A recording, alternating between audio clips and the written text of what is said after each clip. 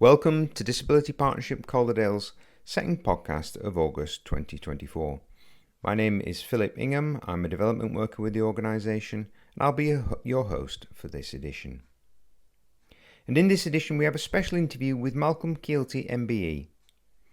Malcolm has been to a couple of the Peace Hall summer shows, and we thought it'd be good to hear about his experiences as a wheelchair user.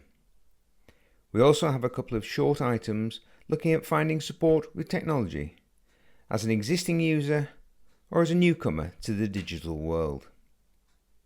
But first, Malcolm Kielty and his experiences at Halifax's iconic Peace Hall during a couple of this summer's gigs. So I'm with Malcolm Kielty, and we're going to discuss accessibility at the Peace Hall. Malcolm, would you sort of like to introduce yourself and describe what you do within Disability Partnership Calderdale? Well, you've got the name right. Well, that's good. That's a good start. A lot of people don't. But I'm a trustee and treasurer of the Disability Partnership Calderdale. Right, anything else you need to know? No, we'll crack on, because what we're going to do is home in on your visits to the Peace Hall this summer. You've been to the Peace Hall. You're a wheelchair user, and we thought we'd discuss your experience as a wheelchair user visiting some of the acts at the Peace Hall. So what have you been to see this summer? Me and my wife went to see Calderdale, and then I didn't know anything about, to be honest, but it was reasonably entertaining. What was he? He's a singer and plays a lot of loud music.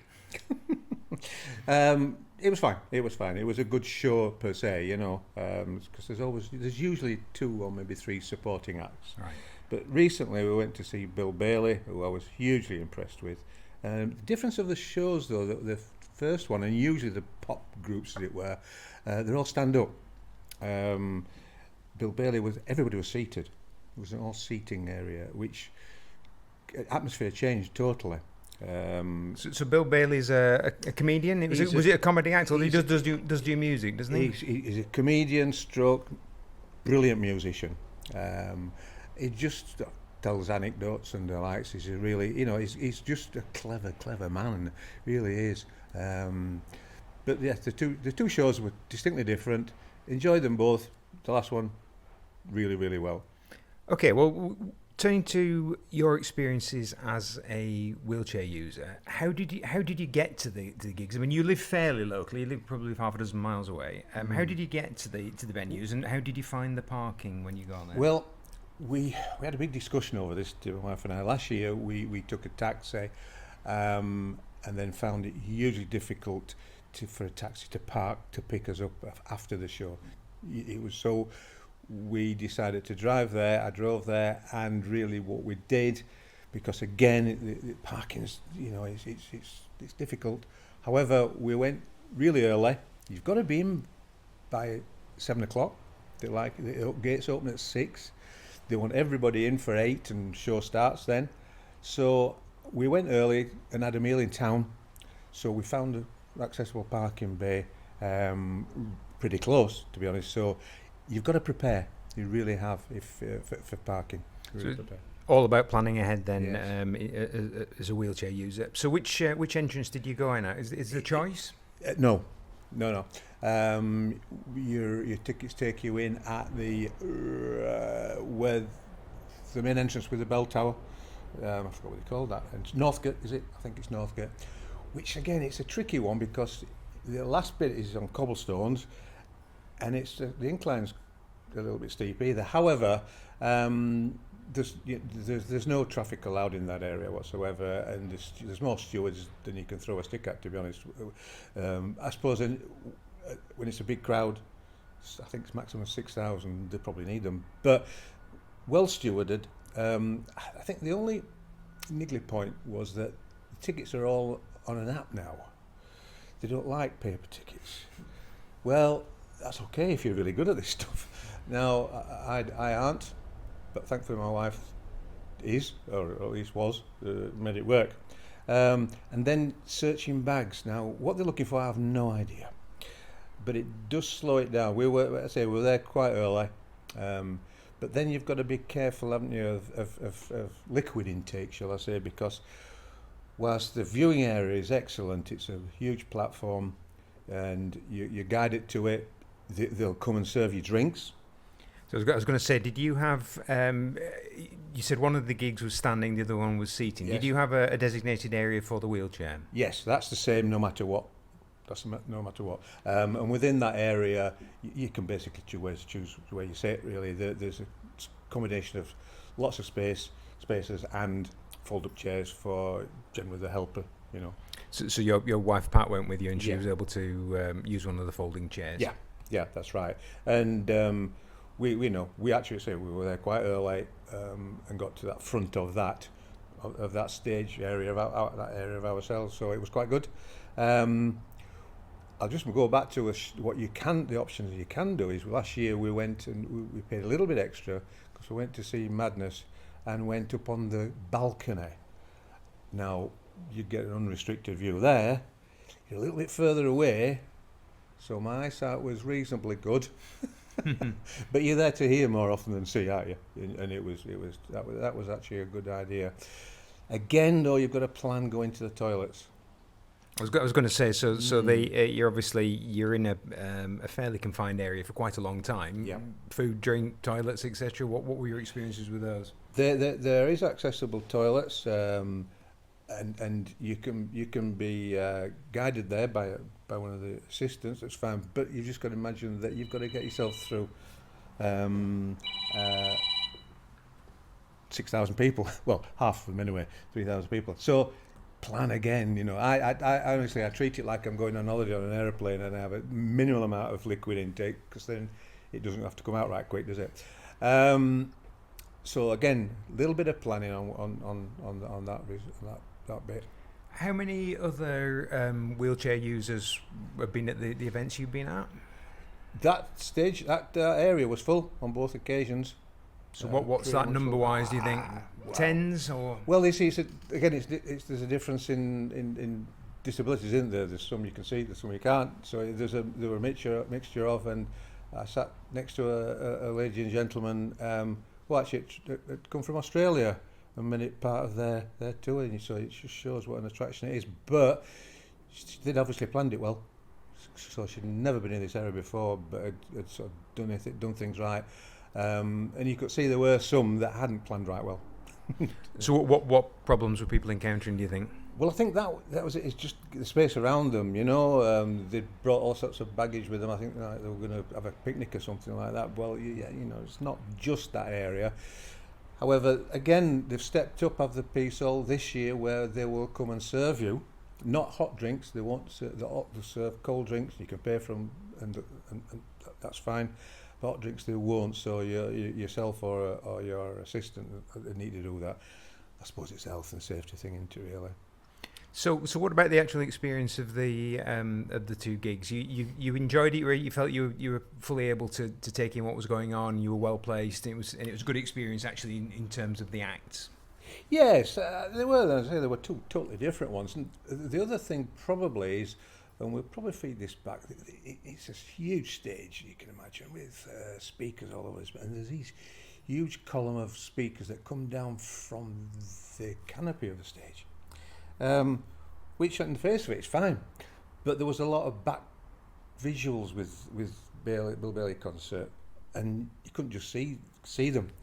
So he did an act which was actually in French. It's just a clever bloke. He did his songs in Turkish, in French, in several other languages, and they translated on the screen. You couldn't just see them. Are you saying that the area set aside for wheelchair users and people with disabilities wasn't the best viewing? I don't think you could really do any better with the layout of the piece all itself, because you've got to, you know, how it's laid out is the age of the building, but then of course the new bits, there's slopes and all sorts of things there. So I don't think you could. I think it's a matter of they could position those speakers better for those for people to watch, you know. Okay, so got in, managed to get yourself sorted, you planned ahead. What about actually leaving the gigs afterwards? I mean, leaving a large event like that is chaotic at the best of times. Right? What were your experiences? That's right. Well, I tend to be the one that goes out when they go for an encore. so people don't move right quick. Oh, well, just watch this then. Right, come on, we're off. But again, the assistants are there should you want somebody to sort of be in front of you as you go through the crowd. They're there to help. So I think the PSL have stepped up a lot in the last 12 months. So have you been to gigs in previous years? Are you comparing that with Yes. that? So that there's been a definite step change in what they're trying to do with it for people, particularly in wheelchairs. I believe so. Yeah, I believe so. Yeah, I think originally, and I didn't do it. They used to have a block of toilets at the side of the viewing area, and I don't think I didn't go to that particular year. Is this the third year? I think it probably is, isn't it? I didn't go to that regional ones, but now they're inbuilt in the piece hall themselves, and there are changing places toilets there as well. But I think you've got to make sure. I think you have to come out and go into the square chapel, should you want that. So overall, it seems like a positive experience. Seems like you did your planning, but they also, it sounds like they put a lot of the pieces in place to make it a good night for you. So marks out of 10 for it as a wheelchair user as an experience. Well, I'm never going to give 10 because there's always room for improvement. So, but it's a good 9, I'd say. Yeah. So highlights of it. What was the best moments? Well, just just the whole last show that I went to was just an enjoyable experience from the first minute. He got the crowd on side, you know. He'd done a lot of acts do, but a lot of acts talk rhetoric, and he's clever, and he clearly talked to other people, and he soon got everybody on side. Yeah. And if you were to give the Peace Hall as a venue a tip as to how they could improve things, just one thing that they could change to help, what would it be?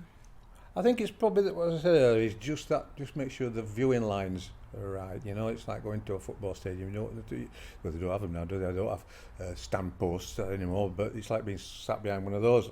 You can see most of it, but the bit that you really wanted to see. So just that. So I'll be sending my feedback. Great. Well, Malcolm, thank you very much. I think that's taught me a lot about it, and no doubt you'll be back there next year for a fresh round of gigs when they come. All being well. Thank you very much.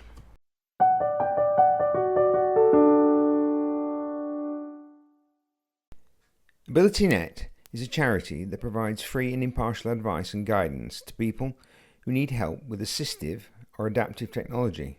That includes smart devices and home tech, or support getting online. They provide a range of resources and fact sheets for individuals and their families and carers who are using technology, and to help them support older or disabled relatives. They've got over 450 volunteers who are all DBS checked, who are also able to provide direct support over the phone or in person to groups or to individuals. They can also support with the adaptation of existing technology to make it more accessible. So if you want to get in touch with AbilityNet, you can call them on 0300 180 0028. That's 0300 180 0028. You can also email them at inquiries@abilitynet.org.uk. That's inquiries@abilitynet.org.uk. Or you can visit their website, abilitynet.org.uk. That's abilitynet.org.uk. Following a similar theme, getting online can be daunting, especially if you're not familiar with digital technology. But it's good to know there are resources designed to make this process easier, like a new one called Hi Digital. Hi Digital is a collaboration between Vodafone and the older persons organisation Independent Age. They provide helpful courses aimed at building digital confidence and skills. It's designed to be user-friendly, and it can help make everyday online tasks easier and more enjoyable. So if you or someone you know could benefit from this, give Hi Digital a try. It's a great way to build confidence online and make the most of digital technology. And to find Hi Digital, just use a typical Google search and type in Hi, that's Hi, Digital, and it'll take you straight to the page, which is hosted by Vodafone. So yeah, go to Google, type in Hi Digital, HI Digital, and the first link at the top of that will be the host page for that, which is looked after by Vodafone.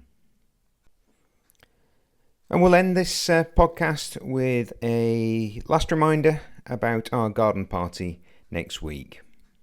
We'll be holding it on Tuesday the 27th of August, running from 1pm until 3:30pm. The venue is the Old Rishworthians Rugby Club in Copley Village, and the postcode there is HX3OGU. Those of you who've been to our last few Christmas parties will be familiar with the venue. There's free parking on site, and the venue has a step-free access via a shallow ramp to the left of the building as you look at it from the car park. This will be signposted on the day. Inside there's plenty of room, all on one level, with accessible toilets at the back of the main room. We'll be laying on a big free buffet with hot and cold drinks as well. There'll be musical entertainment on and off through the afternoon, and if the weather is fine, there's a large balcony area outside where you can relax and enjoy views of the nearby riverside and woodland. As ever at our events, everyone is welcome and it's all entirely free. If you know you're coming, why not drop us a text to 0771 612 2897. That's 0771 612 2897. And that'll let us know to expect you and help us to plan the catering. But even if you only decide to come on the day, you'll be guaranteed of a warm welcome. So that's our summer garden party on Tuesday the 27th of August from 1pm until 3pm, and the venue is the Old Rishworthians Rugby Club in Copley Village, postcode HX3OGU. We'd love to see you there. So that's it for this podcast. On behalf of everyone at Disability Partnership Calderdale, I hope you enjoyed listening to it. And we'll be back in a couple of weeks with more topical interviews and news. In the meantime, you can keep up to date with all the latest events and updates on our website, disabilitypartnershipcalderdale.org. That's disabilitypartnershipcalderdale.org, where you can also subscribe to our free email newsletter. Thanks for listening, and until next time, goodbye.